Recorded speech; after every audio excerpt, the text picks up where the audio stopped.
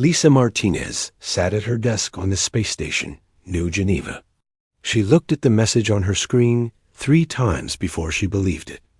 The words were simple but shocking. The Galactic Federation had banned all food from Earth. She called Dr. Kevin Brooks right away. Kevin was Earth's main person for dealing with other cultures in space. He came to her office fast when he heard the news. "This cannot be real," Kevin said as he read the message. "They banned our food? All of it?" Lisa nodded. "Every single dish. Pizza, hamburgers, chocolate, even plain bread.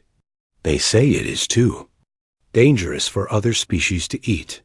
The message came from the Federation Council. It was signed by all 12 member species. The ban was immediate. No human food could leave Earth's solar system. Any human caught with food outside Earth space would be sent home. If Earth broke this rule too many times, humans would be kicked out of the Federation completely. Kevin sat down hard in his chair. But food is just food. How can eating be dangerous? Lisa pressed a button on her desk. A hologram appeared. It showed a tall, thin alien made of what looked like living crystal. This was Zixthara, the Federation's head medical officer. "Greetings." "Humans," Zixthara said. Her voice sounded like wind chimes. "I know you are confused by our decision. Let me explain why Earth cuisine is so dangerous." The hologram changed. It showed brain scans of different alien species. The scans glowed with bright colors when the aliens ate human food. "Your food contains compounds that affect our minds," Zixthara continued. "When we eat human dishes, our brains release pleasure chemicals at dangerous levels. It is not like any food we know. Your cuisine creates addiction." Lisa and Kevin watched as the hologram showed videos from different worlds. On one planet, blue-skinned Vraxians stood in long lines outside a building. A sign above the door said, "Earth Kitchen," in several languages. "These Vraxians have been waiting for 3 days just to taste pizza," Zixthara explained. "They have stopped going to work. They have stopped caring for their families. All they want is more human food." The next video showed the inside of a government building. Tall, insect-like beings sat around a table. They should have been discussing important laws. Instead, they were all eating chocolate cake and making happy sounds. "This is the Kepler High Council," Zixthara said. They were supposed to vote on a new trade agreement. Instead, they spent 6 hours eating dessert. The meeting never happened. Kevin shook his head. "This is crazy. Food is supposed to make people happy." "Too happy," Zixthara replied. "Your food affects us more than any drug we know. Some species become violent when they cannot get human cuisine. Others forget to eat their own food and become sick." The hologram showed more evidence. On the mining world of Asteroid 7, workers had traded their entire month's salary for a single hamburger. On the diplomatic station at Centauri, 3 ambassadors had quit their jobs to become cooks, even though they had never cooked before. "The final incident happened last week," Zixthara said. A human chef prepared a simple meal for the Federation Emergency Council. The dish was called barbecue ribs. Within minutes, all council members were fighting over the food. 2 ambassadors had to go to the hospital. One of them tried to eat the bones. Lisa felt sick. She had eaten barbecue ribs many times. They were delicious, but not dangerous. How could food that humans ate every day cause such problems for aliens? "Your species has evolved to handle these flavor compounds," Zixthara explained, as if reading her thoughts. "But for us, human food is like a powerful drug. Even small amounts can cause addiction. Large amounts can cause mental breakdown." The hologram showed pictures of human restaurants across the galaxy. All of them were now closed. Signs in the windows said, "Closed by Federation order. Health hazard." "This ban is not punishment," Zixthara said. "It is protection." We must protect our people from the dangerous effects of human cuisine. We hope humans will understand. The hologram disappeared. Lisa and Kevin sat in silence for a long time. What do we tell Earth? Kevin asked finally. Lisa looked out the window at the stars. Somewhere out there, billions of humans were eating normal meals. They had no idea that their food was considered a weapon by the rest of the galaxy. We tell them the truth, Lisa said. The galaxy is afraid of our cooking. Kevin laughed, but it was not a happy sound. They think our food is dangerous. Meanwhile, the Thorans use weapons that can destroy entire moons. The Zephyrians have ships that can travel through time. But they are scared of our pizza. Lisa stood up and walked to the window. She thought about her grandmother's apple pie. She thought about the smell of fresh bread. She thought about the joy on people's faces when they shared a good meal. Maybe our food is dangerous, she said quietly. Maybe it is dangerous because it makes people happy. Maybe happiness is the most dangerous thing of all. Kevin joined her at the window. Below them, the space station buzzed with activity. Aliens from dozens of worlds worked together, traded goods, and shared knowledge. But now, humans could not share the one thing that brought them the most joy. What happens now? Kevin asked. Lisa turned away from the window. Now we follow the rules. We tell every human in space that they cannot bring food from home. We watch as Earth becomes more isolated. And we hope that someday the galaxy will understand that food is not about danger. It is about love. But even as she said it, Lisa wondered if that day would ever come. The galaxy was big and full of fear. Human food might be banned forever. And if that happened, what would become of humanity's place among the stars? 6 months had passed since the ban. Captain Amy Sullivan checked her cargo hold one more time. The boxes were labeled medical supplies and scientific equipment. But inside, they held something much more valuable: salt, pepper, vanilla extract, and chocolate chips. Simple ingredients that were now worth more than gold in alien markets. Her ship, the Lucky Star, was small and fast, perfect for what they called diplomatic missions. Really, they were smuggling food to aliens who were desperate for human cuisine. "Captain, we are getting close to the meeting point," said Roberto Garcia from the pilot's seat. Roberto used to be a chef on Earth. Now he was the most wanted food criminal in the galaxy. His crime was teaching aliens how to make pancakes. "Good," Amy replied. "Are you sure about the modifications you made to the recipe?" Roberto nodded. "I have been working on this for months. The aliens still get the taste they want, but it will not make them crazy. I use different spices and cooking methods. It should be safe." Amy hoped he was right. Their contact on the planet below had promised to pay enough rare crystals to fund their operation for a year. But if Roberto's safe version of human food still caused problems, they could all end up in Federation prison. The Lucky Star landed at a small port on the edge of the galaxy. The planet was called Haven, though it was not very peaceful. Smugglers, traders, and outcasts from dozens of worlds came here to do business that was not legal elsewhere. Amy and Roberto walked through the port. Aliens of all kinds moved through the narrow streets. Some looked like giant insects. Others were made of living metal. A few looked almost human, but with strange colors or extra arms. They found the meeting place easily. It was a small building, with no sign.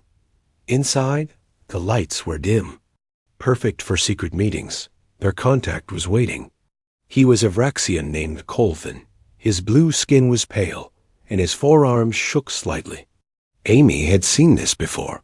Colthan was suffering from what humans called flavor withdrawal. He had become addicted to human food and had not eaten any in weeks. "Do you have it?" Colthan asked. His voice was desperate. Roberto opened a small container. The smell of fresh bread filled the room. Colfin's eyes went wide, and he reached out with all 4 arms. "Wait," Roberto said. "This is different from regular human bread. I changed the recipe to make it safer for your species. It will still taste good, but it will not make you sick." Colfin did not care. He grabbed the bread and ate it quickly. Amy watched nervously. If Roberto was wrong, Colfin might have a violent reaction. Instead, Colfin smiled. It was the first real smile Amy had seen from him. "It is wonderful," he said. "Different from before, but still amazing. How did you do this?" Roberto sat down. "I studied your species' biology. Your brains react strongly to certain compounds in human food. So I removed those compounds and replaced them with others that taste similar, but are safe for you. This is incredible," Colfin said. "With this recipe, my people could eat human food without losing their minds. We could have restaurants again." Amy felt hope for the first time in months. Maybe there was a way to solve this problem. Maybe humans and aliens could share food safely. But their hope was short-lived. The door burst open. Federation security. Officers in white armor rushed in. Their leader was an insectoid being with 6 legs and sharp claws. Amy recognized him from wanted posters. Inspector Calmaven, the Federation's most feared enforcer. "You are under arrest for violation of Federation food safety laws," Calmaven said in a voice like grinding metal. Amy reached for her weapon, but Roberto stopped her. "Wait," he said. "Inspector, try the bread. See for yourself that it is safe." Calmaven laughed. It was not a pleasant sound. "I am not stupid enough to eat human poison. Take them away." The security officers moved forward. But before they could grab Amy and Roberto, something unexpected happened. Other aliens in the room stood up. They had been hiding in the shadows, watching the meeting. "Leave them alone," said a voice. It belonged to Commander Frank Davis, a human who ran mining operations on 3 different worlds. "These people are heroes." More figures stepped into the light. There was Mary Johnson, who had been running a secret restaurant until the Federation shut it down. There was Dr. Carl White, who had been secretly studying the effects of human food on alien biology. There were even a few aliens who had been helping the resistance. "This is a legal gathering," Calmaven said. "All of you are arrested." "For what?" Frank asked. "For wanting to share a meal? For believing that food should bring people together instead of driving them apart?" Calmaven raised his weapon. "For violating the ban. Human food is dangerous. It destroys minds and ruins lives." "That is not true." Dr. White stepped forward. "I have been studying the data. The Federation's own reports show that the food ban has caused more problems than it solved. Crime rates are up on every world where humans used to have restaurants. Depression and violence have increased. People are suffering because they cannot get the food they enjoyed." Mary Johnson opened a bag she was carrying. Inside were dozens of data chips. These contain recordings from Federation officials. They show that the ban was not really about safety. It was about control. Inspector Calmaven's antenna twitched. "Those are classified documents. Where did you get them?" "From your own people," Mary said. "Did you know that half the Federation Council still eats human food in private? They have secret chefs and hidden restaurants. They banned our food for everyone else, but they still enjoy it themselves." Amy saw Calmaven hesitate. For a moment, his certainty seemed to crack. Roberto used the moment to speak. "Inspector, the real danger is not human food. The real danger is the fear and hatred that the ban has created. Look around you. Humans and aliens are working together here. We are sharing knowledge and helping each other. That is what food is supposed to do." "The Federation says human food is like a drug," Calmaven said, but his voice was less certain now. So is music, Frank replied. So is art. So is love. Many things can be addictive if you do not use them responsibly. But that does not mean we should ban them all. The security officers looked at each other. Some of them lowered their weapons. Amy realized that even Federation forces were not sure about the ban anymore. Carl Maven noticed his troops hesitating. "We have our orders," he said firmly. "The ban stays in place." But as he spoke, a new smell filled the room. Roberto had been quietly preparing something while they talked. He had made a simple vegetable soup using the safe ingredients he had developed. The smell was incredible. Even Carl Maven seemed affected. His antenna twitched faster, and he took a step toward the soup. "That is exactly what I am talking about," Roberto said softly. "Food is not a weapon. It is a gift. And everyone deserves to enjoy it." Amy saw the moment when everything changed. Carl Maven looked at the soup, then at the humans and aliens standing together, then at his own troops who were staring at the food with hungry eyes. "We need to leave," he said finally. "Now." The security forces rushed out of the building. Amy and the others were left alone with their dangerous, wonderful food. "This is not over," Frank said. "The Federation will not give up easily." Amy nodded. "Then we need to be ready. We need to show the galaxy that food is not the enemy. Fear is the enemy, and the only way to fight fear is with truth." Roberto ladled soup into bowls for everyone in the room. Humans and aliens sat together, sharing a meal that was both delicious and safe. For a moment, Amy could imagine a galaxy where this was normal again, where food brought people together instead of driving them apart. But she knew the fight was just beginning. Alex Turner stared at his computer screen until his eyes hurt. He had been looking at Federation communication logs for 3 weeks. As Earth's best investigative journalist, he knew how to find secrets. But this secret was bigger than anything he had ever discovered. The Federation had lied about everything. Alex printed out the most important documents and spread them across his desk. The papers told a story that would shock the galaxy. The food ban was not about safety. It was about covering up the Federation's own crimes. His phone buzzed. It was his contact inside the Federation government. Her name was Dr. Sarah Kim, and she worked in the Federation's health department. "Alex, did you get the files I sent?" Sarah asked. Her voice was quiet and nervous. "I got them," Alex replied. "Sarah, this is incredible. Do you realize what this means? That is why I'm calling. I found something else, something worse." Alex grabbed a pen. "Tell me." "The Federation Council members were not just eating human food," Sarah said. "They were taking bribes, food bribes. Alien companies would give them human meals in exchange for votes on important laws." Alex felt sick. How long has this been going on? At least 2 years. Maybe longer. There are records of council members changing their votes after eating at human restaurants. The Thorian ambassador voted against his own people's interests after someone gave him chocolate cake. "This is massive corruption," Alex said. "The Federation's entire government has been compromised." "It gets worse," Sarah continued. "They did not ban human food to protect people. They banned it to protect themselves. Too many people were finding out about the bribes. So they made human food illegal and blamed it on public safety." Alex looked at the documents on his desk. Now they made sense. The medical reports about food addiction were fake.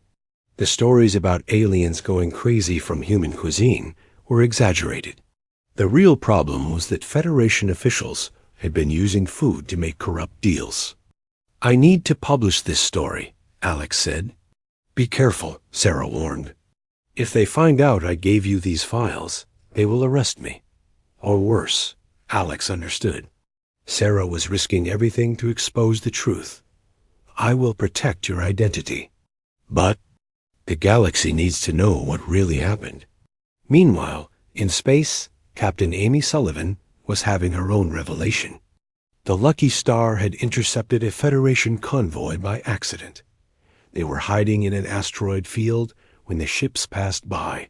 "Captain, you need to see this," Roberto said from the scanner station. "Those Federation ships are carrying something." Strange. Amy looked at the readings. The convoy was hauling massive cargo containers. The containers were refrigerated and heavily guarded. That was unusual for a Federation military mission. "Can you scan the contents?" Amy asked. Roberto worked at his controls. "I am getting some readings." "Captain, this does not make sense. Those containers are full of food." "What kind of food?" "Human food, lots of it. I am detecting pizza, hamburgers, ice cream, chocolate. Everything that is supposed to be banned." Amy felt angry. "Where are they taking it?" "According to their flight path, they are going to the Federation capital world, directly to the government district." Amy made a decision. Follow them. But stay hidden. "I want to know what the Federation is really doing with our food."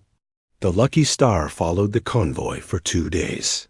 When they reached the capital world, Amy watched through her telescope as the cargo was unloaded. Federation officials supervised the process personally. The food was taken to a secure building in the center of the government complex.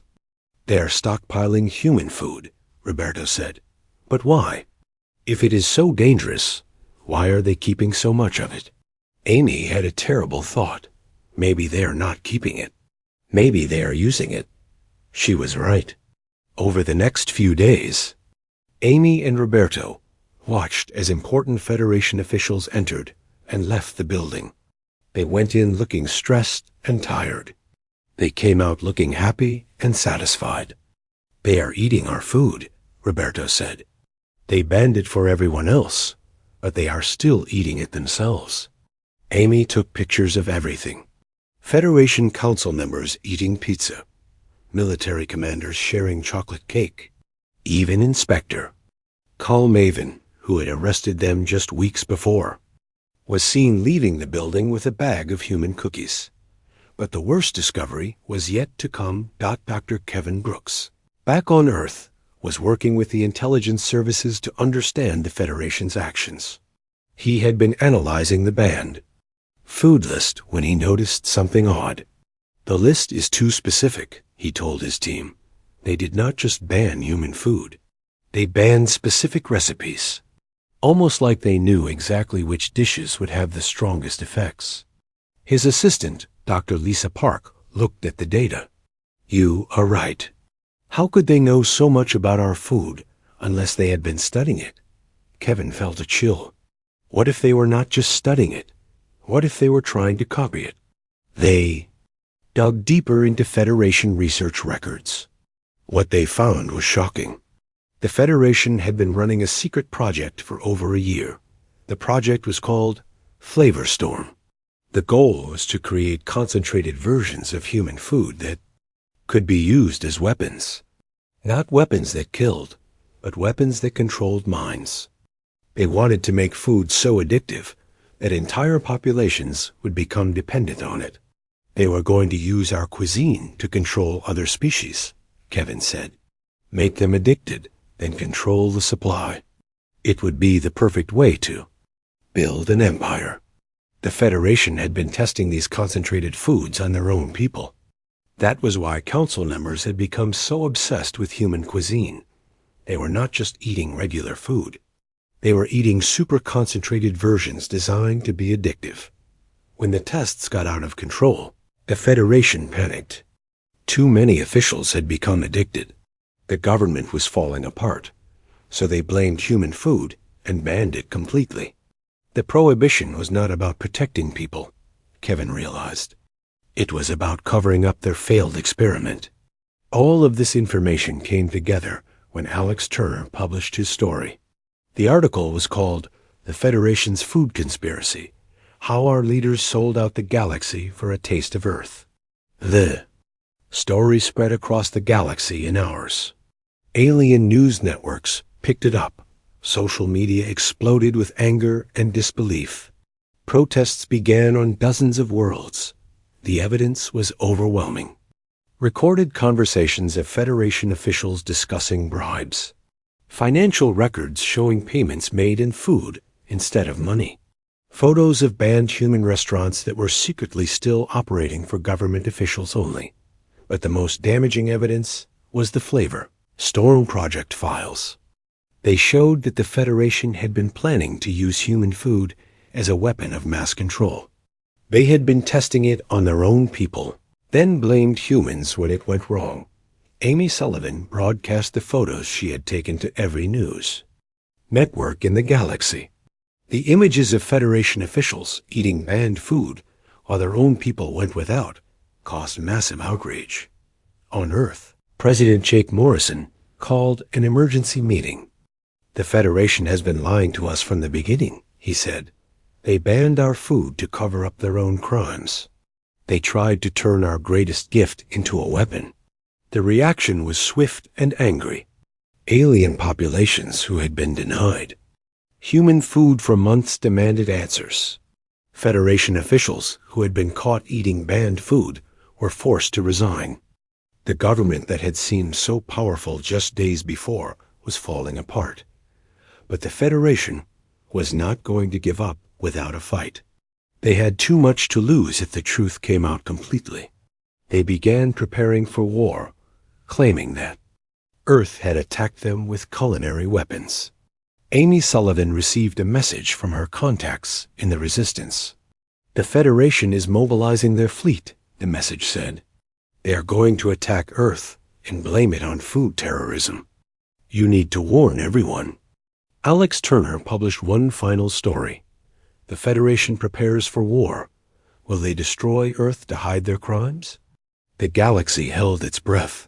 A war was coming, and it would be fought over the most basic human need, the right to share a meal. Kevin Brooks looked at the reports coming in from across the galaxy. Alien species were choosing sides. Some supported the Federation, believing their propaganda about dangerous human food. Others supported Earth, angry about the lies and corruption. "Whatever happens next," Kevin said, "the galaxy will never be the same. The Federation's lies have been exposed. Now we have to deal with the consequences." Amy Sullivan prepared her ship for battle. She had started as a simple food smuggler. Now she was about to become a warrior in the strangest war the galaxy had ever seen, the war for the right to eat. The galaxy was at war, and it was the strangest war anyone had ever seen. Captain Amy Sullivan stood on the bridge of the Lucky Star, looking at the fleet around her. 3 months ago, she had been a simple smuggler. Now she was leading the Free Taste Coalition, a group of ships from dozens of different worlds. They all had one thing in common. They wanted the right to eat human food. "Captain, we are getting reports from the outer systems," Roberto said from his station. "The Federation is moving fast.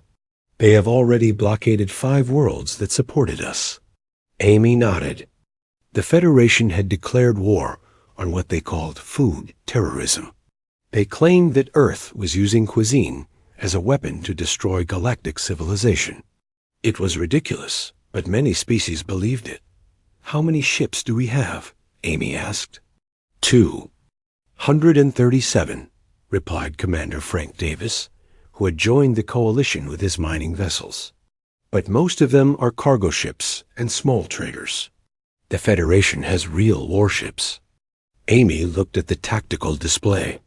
The Federation fleet was massive. Their flagship, the Dominion, was 10 times larger than her biggest ship. Admiral Vixenara commanded it personally. She was known for being ruthless and efficient. "We cannot win a normal space battle," Amy said. "But this is not a normal war. We have something they do not have." "What is that?" Frank asked. Amy smiled. "We have Roberto." Roberto looked confused. "Captain, I am a chef, not a warrior." "Exactly," Amy said. "The Federation thinks they are fighting a military enemy, But we are not soldiers. We are cooks and food lovers. And that is going to be our advantage. Amy had a plan. It was crazy, but it might work. Instead of fighting the Federation with weapons, they would fight with food. They would show the galaxy what human cuisine was really about. The plan began with a simple broadcast. Roberto stood in front of a camera on the Lucky Star. Behind him, Amy had set up a small kitchen. "People of the galaxy," Roberto said, "my name is Roberto Garcia. I am a human chef. For months, the Federation has told you that our food is dangerous. They said it would destroy your minds and ruin your lives. Today, I am going to show you the truth." Roberto began to cook. He started with something simple, chocolate chip cookies. As he worked, he explained what he was doing. "The Federation says that human food contains dangerous compounds," Roberto said as he mixed the dough. "This is true. Our food does contain compounds that affect your brain. But these compounds are not dangerous. They are called flavor molecules, and they are found in all food. Human food just has more of them." The broadcast was sent to every world in the galaxy. At first, only a few stations picked it up. But as word spread, more and more people began to watch. "The Federation has been lying to you," Roberto continued as he put the cookies in the oven. "They banned our food not because it was dangerous, but because they were afraid of it. They were afraid that if you tasted human cuisine, you would realize how much joy you were missing." On the Federation flagship Dominion, Admiral Vexenara watched the broadcast with growing alarm. Her crew was supposed to be preparing for battle. Instead, they were all staring at the screens, watching Roberto cook. "Turn off those broadcasts," she ordered, but it was too late. The signal was being transmitted on so many frequencies that it was impossible to block. Worse, Federation ships all over the galaxy were receiving it, and the crew members were responding. "Admiral," her communications officer said, "we are receiving reports from the fleet. Several ships are reporting unusual behavior among their crews." "What kind of unusual behavior?" Vexenara asked. "They are trying to make cookies, Admiral. They are using their emergency food supplies to copy the humans' recipe." Vexenara felt a chill. This was exactly what the Federation had been afraid of. Human food was spreading like a virus through their fleet. On the Lucky Star, Roberto was now making pasta. He showed the viewers how to boil water, how to add salt, how to know when the pasta was ready. It seemed simple, but the effects were incredible. "Captain," Amy's communications officer reported, "we are getting messages from all over the galaxy. Alien species are trying to make the recipes Roberto is showing. They are using local ingredients to copy human dishes." Amy watched the reports come in. On the ice world of Kepler 438b, the native species were making pasta using local grain and melted ice.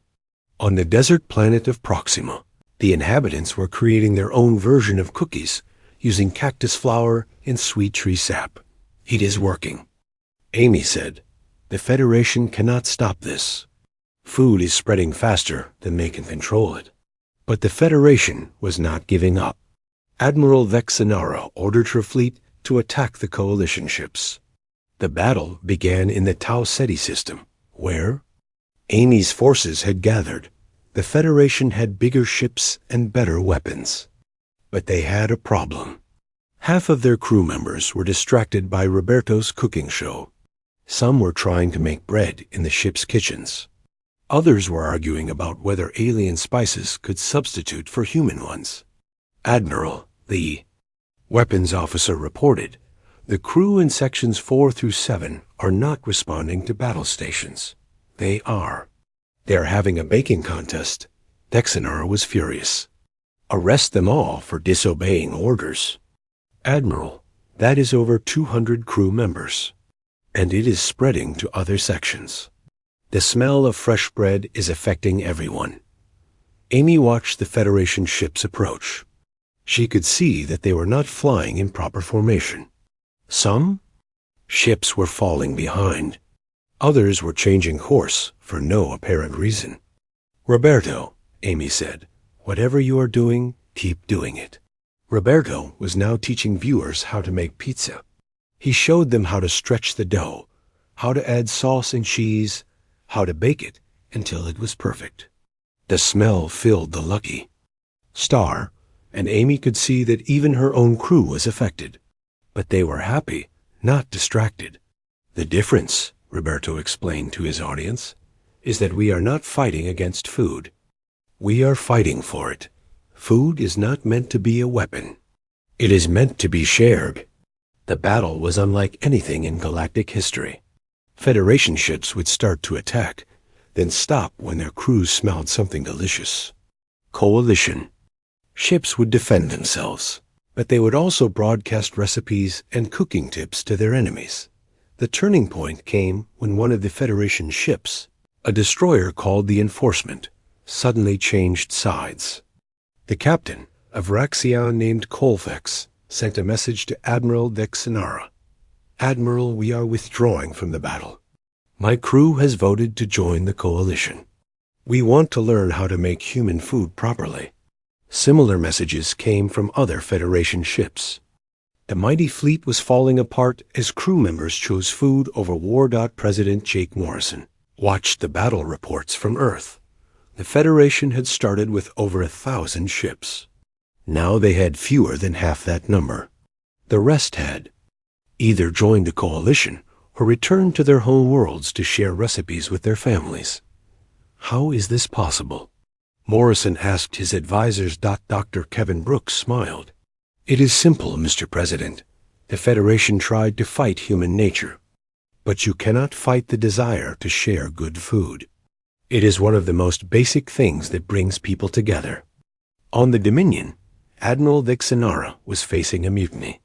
Her own crew was demanding to be allowed to try the human recipes. When she refused, they began to rebel. "Admiral," her first officer said, "the crew has voted. We are going to try the pizza recipe. If you try to stop us, we will relieve you of command." Dexenara looked around the bridge. Every single crew member was staring at her with determination. They were not being controlled by dangerous food compounds. They were making a choice. They wanted to experience the joy that the Federation had denied them. "Fine," she said finally. "But I am not responsible for what happens next." The first officer smiled. "Admiral, with respect, you have been responsible for keeping us from happiness. Now we are going to find it ourselves." Amy Sullivan watched as the Federation fleet began to scatter. Some ships surrendered. Others just flew away. The mighty Dominion, flagship of the Federation, was now broadcasting its own cooking show as the crew tried to make pizza in the ship's kitchen. "We did it," Frank Davis said. "We won the war without firing a shot." Amy nodded, but she was not celebrating yet. "The war is not over. We still have to deal with the Federation government. And they are not going to give up just because their fleet defected." Roberto finished his pizza and held it up for the camera. "This is what human food is really about," he said. "It is about bringing people together. It is about sharing joy. It is about making life a little bit better for everyone." The broadcast ended, but the effects continued. Across the galaxy, billions of beings were trying to make human food. They were sharing recipes, trading ingredients, and discovering that food was not a weapon. It was a bridge between different worlds and different peoples, but the Federation government was not ready to accept defeat. They had one more desperate plan. If they could not stop the spread of human food, they would destroy its source. They were going to attack Earth directly. Amy received the warning just as she was celebrating the fleet's victory. "Captain, long-range sensors are detecting a massive Federation force heading for Earth. They are not trying to fight us anymore. They are going straight for the human home world." Amy felt her heart sink. The Federation was going to destroy Earth rather than admit they had been wrong. Billions of innocent people, or going to D-Federation's last fleet, approached Earth like a storm cloud. 200 warships, led by the remaining loyal admirals, had one mission: destroy the source of the food plague that was spreading across the galaxy. Captain Amy Sullivan stood on the bridge of the Lucky Star, watching Earth grow larger on the screen. She had made it home just in time. Behind her, the Free Taste Coalition had gathered every ship they could find. Miners, traders, passenger vessels, and even some former Federation ships that had switched sides. "It is not going to be enough," Commander Frank Davis said grimly. "They still have real warships. We have cargo haulers and mining equipment." Amy knew he was right. But she also knew something the Federation did not understand. This war was not going to be won with weapons. "Roberto," she said, "are you ready for the biggest cooking show in galactic history?" Roberto Garcia smiled. He had been preparing for this moment since the war began. "Captain, I have been thinking about this for weeks. I know exactly what to do." Down on Earth, President Jake Morrison was coordinating the defense. But instead of preparing weapons, he was preparing something else entirely. Every major city on Earth was setting up outdoor kitchens. Chefs from around the world were gathering with their best recipes and finest ingredients. "Mr. President," Dr. Kevin Brooks said, "the Federation fleet will be in weapons range in 2 hours. Are you sure this plan will work?" Morrison looked at the reports coming in from around the globe. In New York, famous chefs were preparing massive amounts of barbecue. In Paris, bakers were making thousands of croissants. In Tokyo, sushi masters were creating their finest works. In Mumbai, spice merchants were mixing their most aromatic blends. "Kevin," Morrison said, "we have tried fighting the Federation with logic. We have tried fighting them with evidence. Now we are going to fight them with the one thing they cannot resist: the best food Earth has ever produced." The plan was simple but massive. Earth would host the largest feast in galactic history. Every human on the planet would contribute something, and they would invite everyone to join them, even their enemies. As the Federation fleet moved closer, Roberto began his final broadcast. But this time, he was not alone. Chefs from every nation on Earth joined him. They represented every culture and every cuisine that humanity had ever created. "People of the galaxy," Roberto said, "we know you are watching. We know some of you are coming to destroy us. But before you do, we want to share something with you. We want to share the best meal our species has ever made." The broadcast began from kitchens around the world. In Italy, grandmothers were making fresh pasta by hand. In Mexico, families were preparing tamales using recipes passed down for generations. In India, chefs were creating curry dishes that filled the air with incredible smells. On the Federation flagship, Admiral Vorthik tried to ignore the broadcasts. He was one of the few remaining officers who still believed in the food ban. "Do not watch those transmissions," he ordered his crew. "Focus on the mission," but it was impossible to ignore. The smells seemed to come through the screen itself. The sounds of sizzling, bubbling, and chopping filled the ship. Even the air recycling system seemed to carry hints of the incredible aromas. Amy watched the Federation fleet slow down as it approached Earth. The ships were still coming, but they were not flying in attack formation anymore. They were drifting, as if the crews were distracted by something. "Captain," her communications officer reported, "we are getting strange signals from the Federation ships. It sounds like cooking instructions." Amy smiled. The Federation crews were trying to make the recipes they were seeing on the broadcasts. They were using whatever ingredients they had on their ships to create their own versions of Earth food. On Earth, the feast was reaching incredible proportions. Every major city had become one giant kitchen. The smell of cooking food was so strong. that it could be detected by ships in orbit. Satellites were broadcasting cooking shows from thousands of locations simultaneously. But the most important part of the plan was yet to come. Dr. Lisa Martinez, now back on Earth, stood at the center of the largest kitchen ever created. It was in Central Park in New York, and it covered dozens of acres. Thousands of chefs worked together, creating a meal that represented every culture on Earth. "This is it," she announced to the galaxy. "The Great Feast of Earth. Everyone is invited. Human, alien, Federation, Coalition. Everyone who wants to. Share a meal with us." The invitation was broadcast to every ship in the system. Amy held her breath, waiting to see what would happen. The first ship to respond was surprising. It was the Federation destroyer Discipline, commanded by Captain Hexandra. She had been one of the most loyal Federation officers, but now her voice was uncertain. "Earth vessels," she transmitted. We request permission to land. Our crew would like to attend your feast." More ships followed. Federation vessels that had come to attack Earth were instead asking to join the meal. Their crews had been watching the cooking shows for hours, and they could not resist anymore. Admiral Vorthik was furious. "Any ship that lands on Earth will be considered a traitor," he broadcast to his fleet, but his own crew was beginning to. "Rebel, Admiral," his first officer said, "the smell is coming through the ventilation system.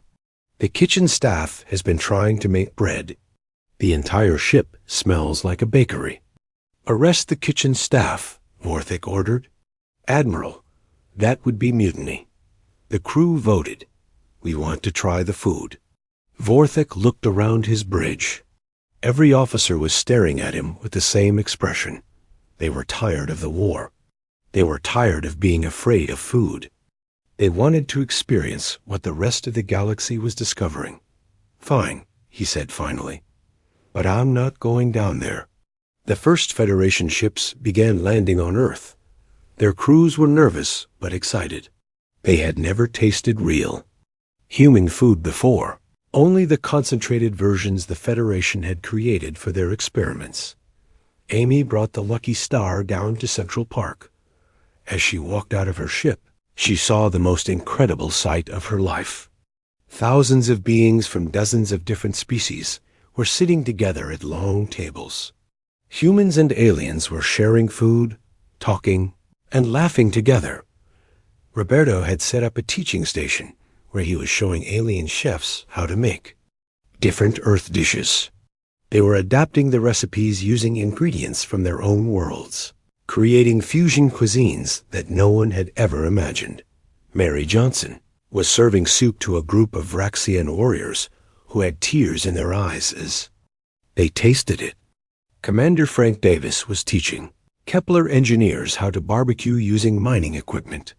Dr. Kevin Brooks was documenting everything, amazed at how food was breaking down barriers that politics had never been able to touch. But the real surprise came when Admiral Vexinara arrived. She had commanded the Federation's main fleet, but now she came alone in a small shuttle. She walked slowly through the feast, looking at everything with wonder. "I have never seen anything like this," she said to Amy. "On my world, eating is just about nutrition. But this is about joy." Amy handed her a plate with a simple hamburger. "Try it," she said. "It is not dangerous. It is just food." Vexinara took a bite. Her eyes went wide, and for a moment, Amy was worried that the Admiral was having a bad reaction. Then Vexinara smiled. It was the first genuine smile Amy had ever seen on a Federation officer's face. "It is wonderful," Vexinara said. "How could we have been so afraid of something so beautiful?" The feast continued for 3 days. Ships kept arriving from across the galaxy. News networks broadcast every moment. The images of former enemies sharing meals together spread throughout known space. On the 3rd day, something historic happened. The entire Federation Council arrived on Earth. They had been hiding in shame since their corruption was exposed, but now they came to face the truth. Council leader Zix Thara, who had originally announced the food ban, stood before the crowd. "We came here to apologize," she said. "We were wrong about human food. We were wrong about many things. We let fear and greed cloud our judgment." President Morrison stood up. "The question now is, what do we do next?" The answer came from an unexpected source. Roberto Garcia, the chef who had started as a simple smuggler, stepped forward. "We create something new," he said. "Not the old Federation that was based on fear and control. Something better. A galactic community based on sharing and understanding." "How do we do that?" Zix Thara asked. Roberto gestured to the feast around them. "We start with this. We share meals. We learn about each other's cultures. We build trust one recipe at a time." The result was the Galactic Culinary Accords, a new treaty that replaced the old Federation system. Instead of being based on military power, the new alliance was built around cultural exchange and cooperation. Earth became the Galactic Center for Food and Culture. The old space station New Geneva was converted into a massive cooking school, where beings from every world could learn to prepare dishes from across the galaxy. Amy Sullivan was appointed as the first director of interstellar food safety. But her job was not to ban foods. It was to help species safely enjoy cuisines from other worlds. Roberto opened the first truly